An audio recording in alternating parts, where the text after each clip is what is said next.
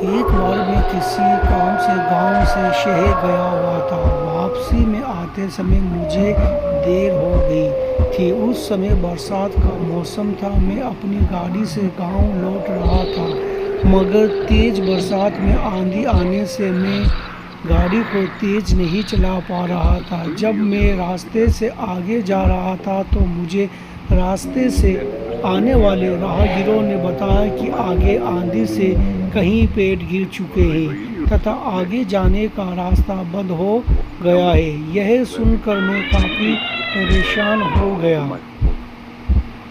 तथा सोचने लगा कि इस बरसात की रात को मैं किस प्रकार काटूंगा तथा बरसात से बचने के लिए मैंने जगह ढूंढना प्रारंभ कर दिया जहां मैं रुक सकूं। जब मैं इधर उधर जगह ढूंढ रहा था तब मेरी नज़र एक हवेली पर पड़ी। हवेली को देखकर मैं खुश हो गया कि इस हवेली में रुककर मैं आज की रात काट लूँगा। जब मैं हवेली के पास गया तो हवेली का दरवाज़ा अपने आप खुल गया तथा एक छोटी बच्ची लालटेन लेकर मेरे आगे आगे चल रही थी। मैंने सोचा शायद दरवाज़ा इस बच्ची ने खोला होगा।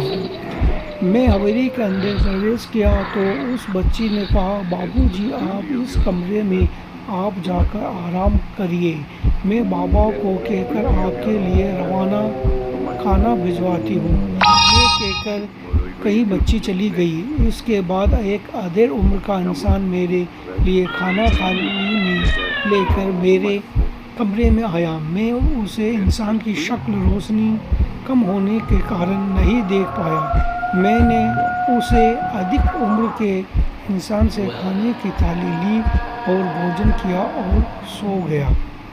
थकान होने के कारण मैं जल्दी ही नींद के आगोश में चला गया तथा गहरी नींद लेने लगा। जब मेरी आंखें खुली तो सूरज निकल चुका था तथा मेरी मेज पर नाश्ता व दूध की गिलास रखी हुई थी। जब मैं कमरे से बाहर आया तो मुझे इस हवेली में कोई भी नहीं दिख रहा था। मैंने सोचा शायद घर वाले सुबह जल्दी खेत का कार्य करने के लिए गए हुए होंगे। मैं जल्दी से हाथ मुंह धोया तथा नाश्ता लेकर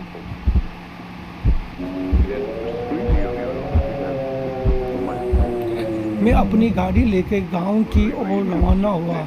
जब मैं जा रहा था तो मुझे रास्ते में कुछ लोग मिले जो मुझसे पूछ रहे थे कि रात को भारी बरसात में आपने रात कहाँ गुजारी साहब।